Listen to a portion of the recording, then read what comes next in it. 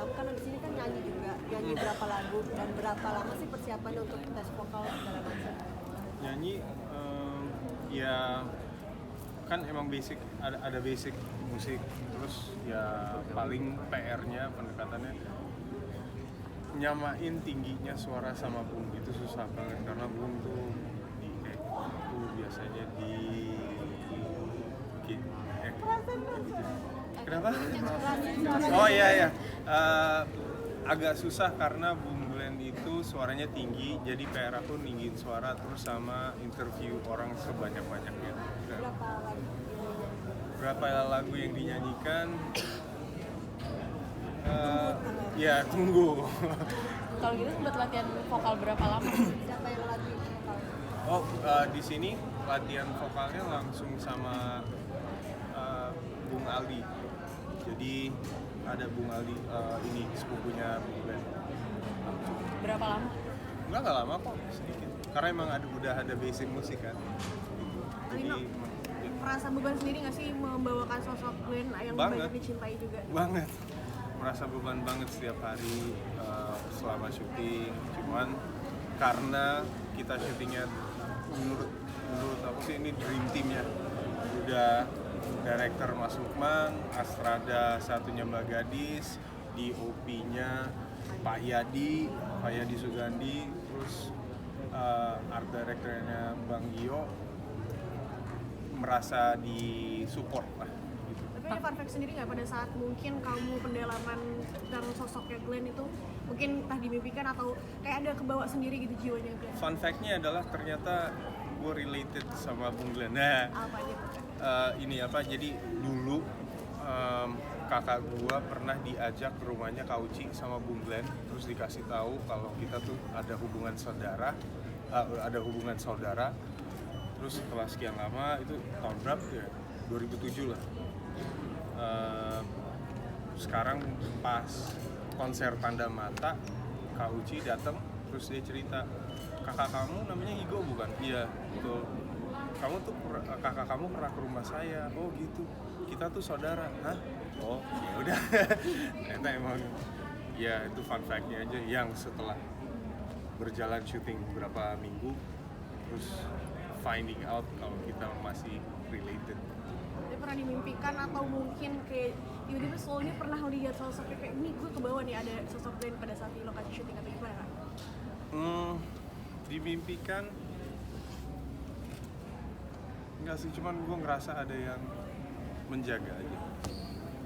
Tantangannya mungkin memerankan sosok Glenn sendiri, tantangannya sendiri buat tantangannya itu tadi nyamain suaranya. Selain itu mungkin ada lagi Nurunin berat badan juga kan? Nurunin berat badan, ya sedikit. Ya itu, nurunin berat badan, ninggiin suara, terus nge-gym. Ya gitu. Kalau untuk proses syutingnya Itu turun berapa ya? Dari 86 ke dari 82 ke 76 dalam waktu 3 minggu. dalam waktu 3 minggu.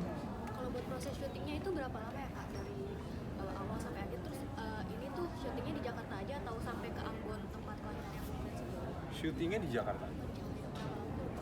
Hah? Kalau dari Berapa lama? Itu sekitar 22 days of shoot. 24 days of shoot. Itu selama itu ada kayak pesan unik gak selama proses syutingnya? Ya itu dia yang unik. Berasa kayak itu adalah project yang disertai dan dijaga oleh alam semesta. Nggak tahu gimana ceritanya lah. Pokoknya ada ketemu masalah, terus masalah itu fix itself. Jadi terpecah dengan sendirinya. Ada deh cerita unik.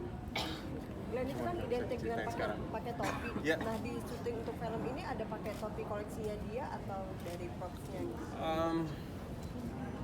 Atau barang-barang asli gitu selain apa Barang-barang gitu? asli ada.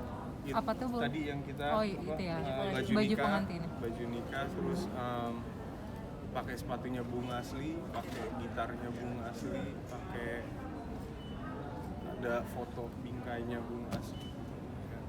Martin sebelum berperan sebagai Glenn Fredly gitu. Seperti apa sih Glenn Fredly di mata Martin O'Neill sebelum akhirnya kan kalau sekarang kan udah mendalami ya. dulu sih aku ngeliat Bung kayak dewa, unreachable, untouchable.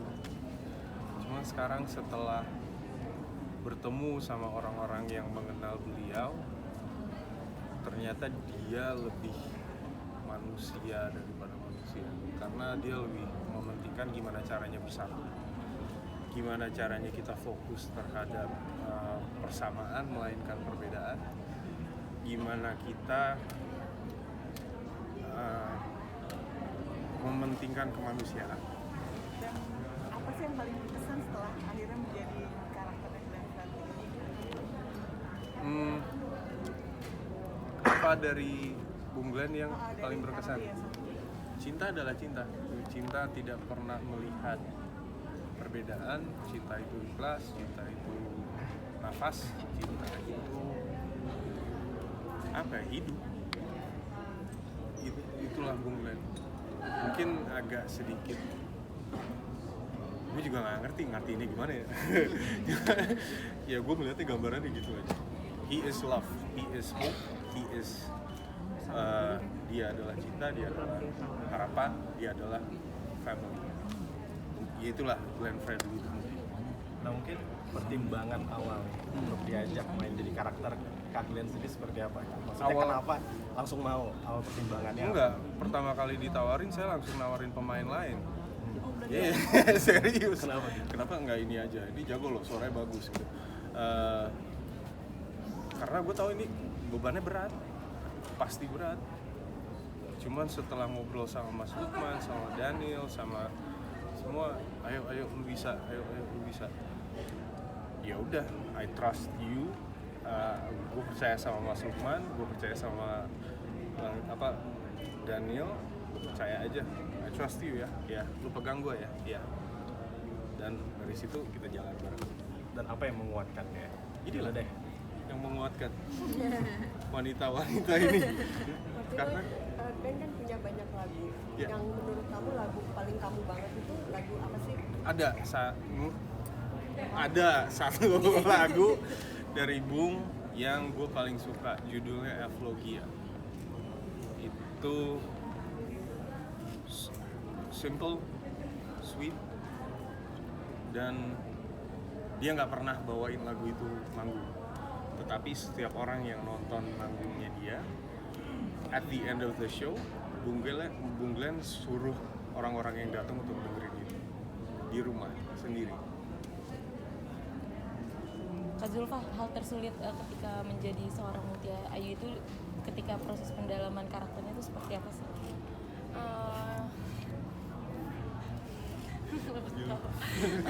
Sebenarnya kalau menurut aku memerankan karakter yang udah ada nyata itu udah salah satu challenge juga sih. Jadi gimana aku harus bisa observasi Kak Ayu gitu, dari mulai cara dia ngomong, cara dia ketawa, cara dia melihat dan memandangin sosok Glenn gitu. Itu salah satu tantangan besar gitu buat aku.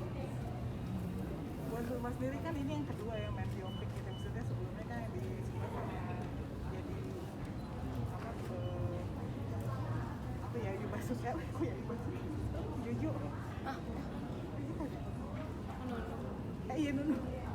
Ya kayak gini sekarang apa sih yang membuat, maksudnya mungkin ada kayak ketertarikan sendiri apa kayak gitu main untuk kayak ada yang hidup gitu loh. Ini sebenarnya susah banget sih. Maksudnya memerankan karakter yang udah ada tuh susah banget buat aku, karena ya ada barometernya gitu kan. Jadi orang akan selalu membandingkan. Cuman karena ini menurut aku ditawari project sosok Bung Glenn itu kayak gak mungkin ditolak gitu buat aku. Itu salah satu kesempatan yang gak akan mungkin aku bilang enggak gitu ke Mas Lukman sama Mas Daniel. Jadi ya aku suka tantangan. Terus secara kan tadi kalau Martin Audio kan menurunkan badan, kamu sendiri dari fisik ada tuntutannya? Karena kan aku